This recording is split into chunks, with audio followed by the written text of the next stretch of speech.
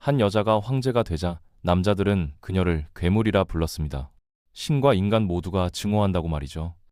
그녀는 자신의 딸을 죽였고 형제들을 학살했으며 황제를 독살했다는 악마 같은 소문이 따라다녔거든요.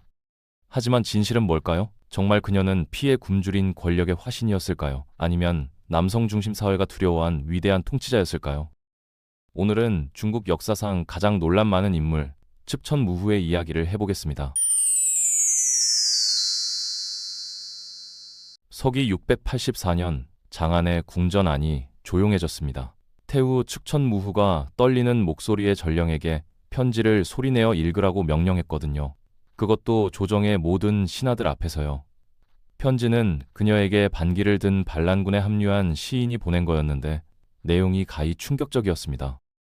그 시인은 측천무후가 어떻게 낮은 신분의 후궁에서 시작해서 제국의 실권자가 되었는지를 적나라하게 폭로했거든요. 여우 같은 매력으로 황제를 현혹시켰고 마침내 황후의 옷을 입게 되었으며 우리 황제를 근친상간의 죄에 빠뜨렸다고 비난했죠. 전령은 계속 읽어 내려갔습니다. 그녀의 심장은 뱀과 도마뱀 같고 성격은 늑대와 비슷하다고요.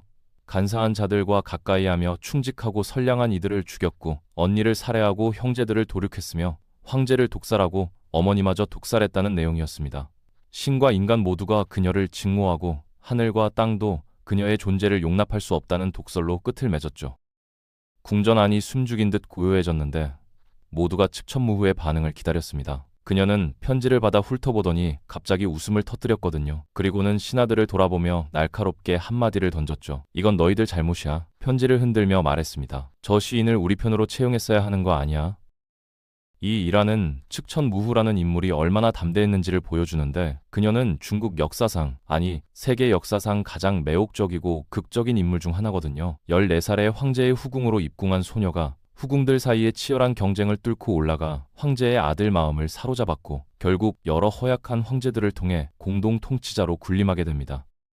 그녀는 변화무쌍하고 종종 무능한 통치자들 사이에서 안정적인 힘으로 작용했고 당나라를 최고의 영광기로 이끌었거든요. 그녀가 실시한 행정개혁과 새로운 외래 종교인 불교에 대한 후원은 중국을 영구적으로 바꿔놓았고 그녀가 죽은 뒤에도 당나라가 200년을 더 지속할 수 있게 만들었습니다. 하지만 그녀의 가장 위대한 업적은 따로 있었습니다. 바로 그녀가 중국 역사상 유일하게 자신의 이름으로 통치한 여성 황제라는 점이죠. 섭정으로서도 아니고 허약한 군주를 통해서도 아닌 오직 자기 이름으로요. 이게 얼마나 전례 없는 일이었냐면 실제로 그녀가 맡은 역할을 표현할 단어조차 없었을 정도였거든요. 중국어로 황후라는 단어는 그냥 황제의 아내를 뜻하는데 측천무후는 여황제로 알려졌습니다. 당시 일부 사람들은 이것을 자연의 법칙에 어긋나는 일이라고 여겼죠. 7세기 중국은 유교가 지배하는 땅이었습니다. 일반 백성들은 도교와 민간신앙, 그리고 새로 들어온 불교를 믿었지만 지배 계층은 공자의 가르침을 따랐거든요. 공자는 기원전 6세기 학자였는데 예수회 선교사들이 나중에 그의 이름을 라틴어로 콤푸시우스라고 바꿨죠. 유교가 중요한 이유는 조정 관리들의 사고를 완전히 지배했다는 점입니다. 조정에서 일한다는 건 곧 유교학자가 된다는 의미였고 그게 제국 권력의 조직 원리였거든요. 이게 왜 중요하냐면 유교는 종교인지 도덕 체계인지 아니면 인본주의 철학인지 구분하기 애매한데 어쨌든 중요한 건 이게 사회를 위계적 관계로 조직하는데 기반을 두고 있다는 겁니다. 아버지가 아들보다 위고 형이 동생보다 위며 주군이 신하보다 위라는 식이죠. 그리고 결정적으로 아내는 남편의 조용하고 순종적인 조력자여야 했고 성인이 된 아들에게 통제권을 넘겨야 했습니다. 결과적으로 측천무후가 권력을 잡고 성공적으로 통치했다는 사실은 유교학자들에게는 위협이었던 거죠. 그런데 문제는 그 유교학자들이 나중에 그녀의 통치에 대한 공식 역사를 쓰게 되었다는 겁니다. 상상이 가시죠? 오늘날 학자들에게는 이게 큰 골칫거리인데 중국의 공식 역사서들은 사실 진실을 기록하는데 큰 관심이 없었거든요. 그보다는 미래 통치자들을 위한 도덕적이고 교훈적인 이야기를 만드는 게 목적이었습니다. 그래서 오늘날 역사학자들이 이걸 연구할 때 굉장히 애를 먹는 거예요. 유교학자들이 만든 측천무후의 이야기는 명확했습니다. 이게 바로 여자에게 권력을 주면 안 되는 이유라는 거였죠. 측천무후에 대한 역사 기록들은 그녀를 괴물로 악마화했거든요. 섹스와 암살을 통해 권력을 손에 넣은 배신자이자 음모가로 묘사했고 정치적 반대자들을 대량 처형으로 학살했다고 적었죠. 자기 가문의 12개 혈통을 모조리 죽인 사악한 찬탈자라고요. 하지만 이런 이야기들 중 상당수는 과장되었거나 심지어 지어낸 거일 가능성이 높습니다.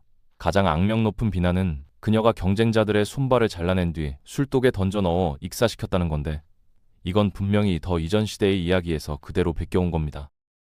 물론 그렇다고 그녀가 착한 사람이었다는 건 아니에요. 후궁을 포함한 황실 궁정은 위험한 곳이었고, 측천무후는 그곳의 권력 게임에서 무자비한 참가자였습니다. 음모와 중상모략, 암살과 섹스, 그리고 노골적인 살인까지, 이 모든 게 출세의 수단이었거든요. 물론 남성 황제들이 이런 수단을 사용할 때는 그저 국가를 위해 필요한 도구로 여겨졌고 아무런 불명예도 따르지 않았죠. 하지만 637년에 궁정에 도착한 어린 소녀는 아직 이런 황실의 도구들에 익숙하지 않았습니다. 그녀의 혈통은 상당히 평범했거든요. 아버지는 부유한 목재 상인이었는데 우연히 지방 관리와 친구가 되었습니다. 그 관리가 나중에 수나라를 무너뜨리는 반란을 이끌고 스스로 황제가 되어 당나라를 세웠죠. 측천무후의 아버지는 아마도 그 반란을 도왔을 텐데 새 황제가 그를 총독으로 임명하면서 귀족 신분을 부여했거든요. 어린 측천무후는 새 왕조의 자유로운 성격 덕을 봤는데 여성의 역할이 확대되고 있었던 시기였습니다. 유교는 여성을 낮은 지위에 두긴 했지만 동시에 여성 교육도 장려했거든요. 그녀의 아버지는 문학과 수사학, 음악과 정치에 이르기까지 비정상적으로 폭넓은 교육을 제공했습니다. 하지만 그녀를 주목받게 만든 건 외모였습니다. 14살 때 그녀는 황실 후궁 선발에 뽑혔거든요. 전국에서 수많은 여성들이 경쟁하는 역사상 가장 큰 규모의 선발이었죠. 당나라 기준으로 보면 그녀는 정말 매력적이었던 겁니다. 그녀는 태종 황제를 섬기기 위해 궁전으로 갔는데 태종은 두 형제를 칼싸움으로 죽인 뒤 왕자를 확보한 사람이었고 그중 한 명은 그를 독살하려 했었죠. 하지만 궁궐 안에서 그녀는 예쁘게 보이는 거 이상을 해했습니다. 후궁들, 즉 황제의 부차적인 아내들은 황실 가문을 잇는 역할도 있었지만 동시에 황제의 개인 거처를 유지하는 데 필요한 모든 일을 담당했거든요. 남자들은 그곳에 출입이 금지되었기 때문에 후궁들은 일종의 그림자 관료제에서 일했는데 역할에 따라 9개 등급으로 나뉘어 있었습니다. 정실 부인인 황후가 1등급이었고 총애받는 후궁들이 2등급이었으며 그 아래로 계속 이어졌죠. 측천무후는 5등급 후궁으로 임명되었는데 본질적으로는 황제 태종의 침대 시트를 갈아주는 시녀였습니다. 중간 정도의 임무였지만 어느 정도 친밀함을 암시하는 역할이었고 그녀의 적들은 나중에 이걸 크게 부풀려서 측천무후가 비밀리에 태종의 총애를 받았다고 암시했죠. 진실은 늘 그렇듯 좀 더 복잡했는데 평생에 걸쳐 측천무후는 자신과 태종이 관계를 맺었는지 아닌지에 대해 왔다 갔다 했습니다. 그때그때 어느 쪽이 유리한지에 따라서요. 현실적으로 40살의 태종은 아마도 그녀와 몇 번 잤을 겁니다. 당시에는 흔한 일이었으니까요. 하지만 측천무후 자신의 후일 증언에 따르면 태종은 그녀를 약간 불안하게 느꼈던 것 같습니다. 그녀의 결정적인 순간은 어느 날 밤 태종이 후궁들과 함께 휴식을 취하며 자신이 가장 좋아하는 주제인 말에 대해 이야기하고 있을 때 찾아왔습니다. 태종은 자기 말들을 세상 무엇보다도 사랑했거든요. 그것들은 젊은 전사 시절 그가 타던 말들이었고 자기 자식들보다도 더 큰 기쁨을 주는 존재였죠. 그런데 새로 들여온 말 중 하나가 도무지 길들여지지 않는 거였습니다. 제가 길들일 수 있어요. 측천무후가 말했습니다. 3가지만 있으면 되는데 쇠 채찍과 쇠 철퇴, 그리고 단검이요. 흥미를 느낀 태종이 어떻게 하겠느냐고 물었고 그녀는 얼음같이 차가운 목소리로 대답했습니다. 채찍으로 때리겠어요. 복종하지 않으면 머리를 철퇴로 내리치고요. 그래도 복종하지 않으면 단검으로 목을 그어버리겠어요. 측천무후의 말에 따르면 태종은 그녀의 대담함에 감명받았지만 성적으로 끌리지는 않았던 것 같습니다. 그 후 11년 동안 측천무후가 궁전에 있는 동안 태종이 죽어갈 때까지도 그녀는 여전히 5등급 후궁으로 침대 시트를 갈아주고 황제를 간호했거든요. 이건 큰 총애를 받았다는 신호가 아니었죠. 곧 태종이 죽었고 그의 시신은 입구에 그가 가장 사랑하던 말들의 거대한 석상이 세워진 정교한 무덤으로 옮겨졌습니다. 측천무후와 자식이 없던 다른 후궁들은 그때 불교 사원으로 들어가 평생을 태종의 영혼을 위해 기도하며 보내야 했거든요. 그런데 태종의 임종 자리에 아주 특별한 방문객이 왔습니다. 태종의 아들이자 곧 고종 황제로 알려질 21살 청년이었는데 그는 아마도 자신보다 3살 연상인 아름다운 측천무후에게 어릴 적부터 약간의 짝사랑을 품고 있었을 겁니다. 하지만 그들은 절대 함께할 수 없었어요. 그들 사이에 어떤 관계도 근친상간으로 간주되었을 테니까요. 그런데도 측천무후는 정말로 그 사원에 가고 싶지 않았던 거죠. 그가 화장실을 사용한 뒤 측천무후가 손을 씻을 수 있도록 대야를 내밀었습니다. 그가 손을 다 씻은 뒤 물을 털어내며 그녀의 얼굴에 물방울이 튀었는데 이게 사고였을 수도 있고 은근한 작업이었을 수도 있죠. 하지만 측천무후는 박자도 놓치지 않고 그를 올려다보며 말했습니다. 하늘이 내려주신 비와 안개의 은총을 받아들이겠어요. 이건 17세기 후궁 언어로 나도 당신한테 관심이 있어 해보자는 뜻이었거든요. 그리고 이제부터는 측천무후의 진짜 권력 상승이 시작됩니다. 고종이 황제가 되자마자 그는 측천무후를 불교 사원에서 빼내왔는데 이건 엄청난 스캔들이었습니다. 형식적으로는 그녀가 아버지의 여자였으니까요. 하지만 고종은 상관하지 않았어요. 그는 그녀를 다시 궁정으로 데려왔고 빠르게 그녀를 후궁 서열 위로 끌어올렸거든요. 여기서 측천무후의 진정한 정치적 재능이 드러나기 시작합니다. 그녀는 단순히 황제의 침실에만 머물지 않았어요. 고종은 건강이 좋지 않았고 종종 어지럼증에 시달렸는데 측천무후는 그를 도와 정무를 처리하기 시작했습니다. 당시 황후는 왕시성을 가진 여인이었는데 그녀와 다른 고위 후궁인 소씨가 측천무후의 급속한 상승을 막으려 했죠. 하지만 측천무후는 그들보다 한 수 위였습니다. 그녀는 고종의 신뢰를 얻었고 결정적으로 아들을 낳았거든요. 왕황후는 아들이 없었기 때문에 이건 측천무후에게 엄청난 우위를 안겨줬습니다. 그런데 여기서 역사상 가장 끔찍한 이야기가 등장하는데 공식 기록에 따르면 측천무후가 자신의 갓난아기 딸을 질식사시켜 죽이고 그 죄를 왕황후에게 뒤집어 씌웠다는 겁니다. 이 이야기가 사실인지는 알 수 없어요. 앞서 말했듯이 측천무후에 대한 기록들은 그녀를 악마로 만들려는 의도로 가득하니까요. 하지만 그 결과는 분명했습니다. 고종은 왕황후와 소씨를 폐위시켰고 650년 측천무후를 새로운 황후로 책봉했거든요. 이건 전례 없는 일이었어요. 한때 황제의 후궁이었던 여자가, 그것도 낮은 등급의 후궁이 황후가 된 거니까요. 하지만 측천무후는 여기서 멈추지 않았습니다. 폐위된 왕씨와 소씨는 궁전의 한 방에 갇혔는데 고종이 어느 날 그들을 찾아갔다는 이야기가 있습니다. 그들은 그에게 자비를 구했고 고종은 마음이 약해져서 그들을 풀어주려 했다고 해요. 이 소식을 들은 측천무후는 즉각 행동에 나섰죠. 공식 기록에 따르면 그녀는 두 여인의 손발을 자르라고 명령했고 그들을 술독에 던져 넣었다는 겁니다. 소씨는 죽어가면서 저주를 퍼부었다고 전해지는데 측천무후가 다음 생에는 쥐로 태어나고 자신은 고양이로 태어나 그녀를 죽이겠다고 했다네요. 이 저주 때문에 측천무후는 평생 궁전에 고양이를 들이지 않았다고 합니다. 다시 말하지만 이 이야기가 얼마나 사실인지는 불분명해요. 너무나 드라마틱하고 도덕적 교훈이 명확해서 지어낸 것 같기도 하거든요. 하지만 이런 이야기들이 보여주는 건 측천무후가 자신의 길을 막는 사람들에게는 무자비했다는 점입니다. 그리고 그녀의 길은 계속 위로 향하고 있었죠. 고종의 건강이 악화되면서 측천무후는 점점 더 많은 정무를 떠맡았고 실질적으로 황제와 공동 통치를 하게 되었습니다.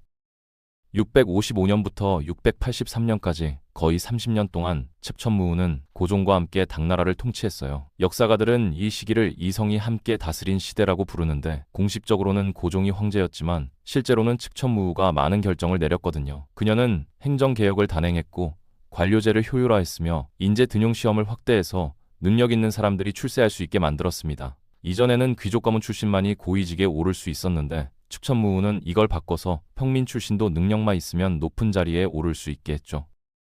그녀는 또한 불교를 크게 후원했는데 이건 전략적인 선택이었습니다. 유교는 남성 지배를 정당화했지만 불교는 상대적으로 여성에게 우호적이었거든요. 측천무후는 사찰을 짓고 스님들을 후원했으며 불교 경전을 번역하고 보급했습니다. 심지어 일부 불교 경전에는 여성도 부처가 될 수 있다는 내용이 있었는데 측천무후는 이걸 자신의 권력을 정당화하는 데 활용했죠. 승려들은 측천무후가 미륵보살의 화신이라고 선전했고 그녀가 통치하는 것은 하늘의 뜻이라고 주장했습니다. 683년 고종이 죽었습니다. 그의 아들이 중종으로 즉위했는데 이 청년은 즉시 문제를 일으켰어요. 그는 자신의 장인을 재상으로 임명하려 했는데 측천무후가 이걸 거부했습니다. 중종은 반발하면서 원한다면 천하를 장인에게 줄 수도 있다고 말했죠. 이건 큰 실수였습니다. 측천무후는 즉각 그를 폐위시켰고 그의 동생을 예종으로 옹립했거든요. 예종은 순종적인 인물이었고 측천무후가 사실상 모든 권력을 행사했습니다. 이 시기에 측천무후는 반대파를 제거하기 시작했어요. 그녀는 비밀 경찰 조직을 만들었는데 밀고를 장려하고 고문을 사용해서 자백을 받아냈습니다. 수많은 귀족과 관료들이 반역죄로 처형되었고 그들의 재산은 몰수되었죠. 이건 분명히 공포 정치였지만 동시에 측천무후는 구귀족 세력을 약화시키고 자신에게 충성하는 신진 세력을 키우고 있었던 겁니다. 역사 기록은 이 시기를 피해 숙청으로 묘사하지만 실제로 얼마나 많은 사람이 죽었는지는 불분명해요. 과장되었을 가능성이 높거든요. 690년 측천무후는 마침내 결정적인 조치를 취합니다. 그녀는 예종을 폐위시키고 스스로 황제가 되었어요. 황후도 아니고 섭정도 아닌 정식 황제로요. 그녀는 국호를 주로 바꾸고 자신을 성신황제라고 불렀습니다. 이건 완전히 전례가 없는 일이었고 당시 많은 사람들이 충격을 받았죠. 반란이 일어났지만 모두 진압되었고 측천무후의 권력은 더욱 공고해졌습니다. 황제가 된 측천무후는 더욱 과감한 개혁을 단행했어요. 그녀는 새로운 한자들을 만들어냈는데 여성을 높이는 의미를 담은 글자들이었습니다. 그녀는 궁전의 이름을 바꾸고 관직의 명칭을 바꾸고 심지어 달력까지 바꿨죠. 이 모든 게 자신이 새로운 시대를 열었다는 걸 선언하는 거였습니다. 그녀는 또한 여성 관리들을 임명하기 시작했는데 이것도 전례 없는 일이었어요. 그런데 여기서 흥미로운 점은 측천무후가 여성주의자는 아니었다는 겁니다. 그녀는 여성 전체의 지위를 높이려 한 게 아니라 자신의 권력을 정당화하려 했던 거거든요. 실제로 그녀는 다른 여성들이 권력을 얻는 걸 견제했고 자신만이 특별하다는 걸 강조했죠. 그녀의 시대에 여성의 지위가 전반적으로 향상되지는 않았습니다. 측천무후는 자기 자신을 위한 예외를 만든 거지 모든 여성을 위한 길을 연 건 아니었어요. 측천무후의 통치는 15년 동안 계속되었습니다. 이 기간 동안 당나라는 안정적이었고 번영했어요. 그녀는 유능한 관리들을 등용했고 부패를 단속했으며 농업을 장려했습니다. 국경은 안전했고 경제는 성장했죠.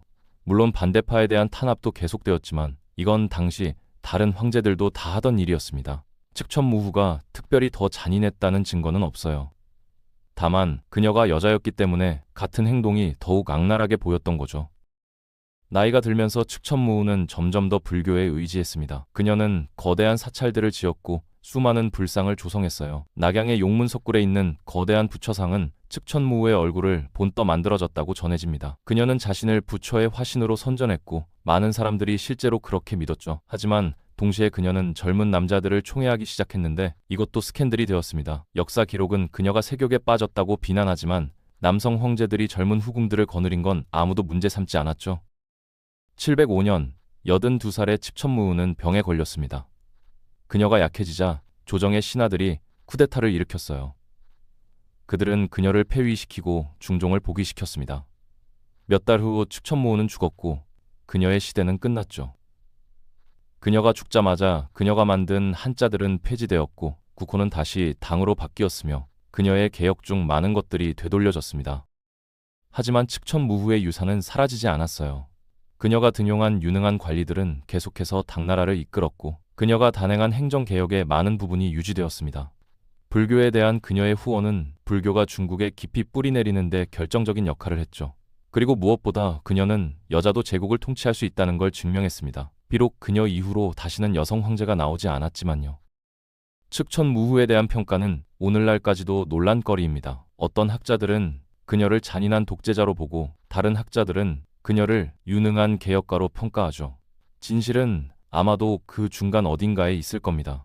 그녀는 분명히 무자비했고 권력을 위해 수단과 방법을 가리지 않았어요.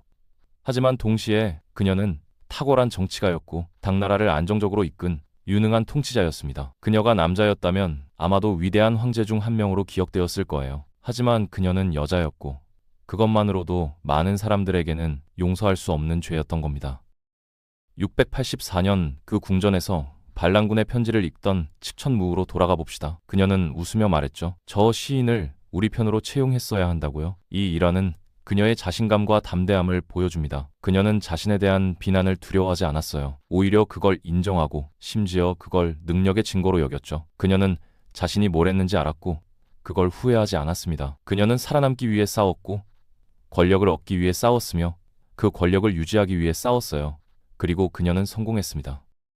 측천무후의 이야기는 우리에게 권력과 성별, 역사 기록의 편향성에 대해 많은 걸 생각하게 만듭니다. 역사는 승자가 쓴다고 하지만 측천무후의 경우 역사는 그녀를 증오한 사람들이 썼거든요.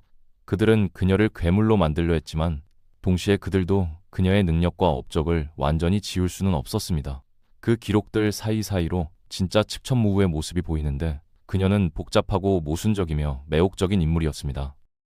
그녀는 완벽한 사람은 아니었어요. 아마도 많은 사람들을 죽였을 거고 무자비한 권력 게임을 했을 겁니다. 하지만 그녀가 살았던 세계는 그런 세계였거든요. 황실궁정은 정글이었고 약한 자는 살아남을 수 없었죠. 측천무후는 그 정글에서 살아남았을 뿐만 아니라 정상에 올랐습니다. 14살 시녀에서 시작해서 중국의 유일한 여성 황제가 된 거예요. 이건 어떤 기준으로 봐도 놀라운 성취입니다. 오늘날 우리는 측천무후를 좀 더 공정하게 평가할 수 있습니다. 우리는 역사 기록의 편향성을 이해하고 그녀가 직면했던 도전들을 인식하며 그녀의 업적을 인정할 수 있죠. 그녀는 완벽하지 않았지만 역사상 어떤 통치자가 완벽했나요? 중요한 건 그녀가 불가능해 보이는 일을 해냈다는 겁니다. 여자는 통치할 수 없다고 모두가 믿던 시대에 그녀는 제국을 통치했고 그것도 성공적으로 했습니다. 신과 인간 모두가 증오한다고 했던 그 편지의 내용처럼 많은 사람들이 측천무후를 미워했을 겁니다. 하지만 그녀는 신경 쓰지 않았어요. 그녀는 자신의 길을 갖고 역사에 지울 수 없는 흔적을 남겼습니다. 중국 역사상 유일한 여성 황제, 측천무후. 그녀의 이야기는 오늘날까지도 우리에게 권력과 야망, 그리고 역사가 여성을 어떻게 기억하는지에 대해 중요한 질문들을 던지고 있습니다.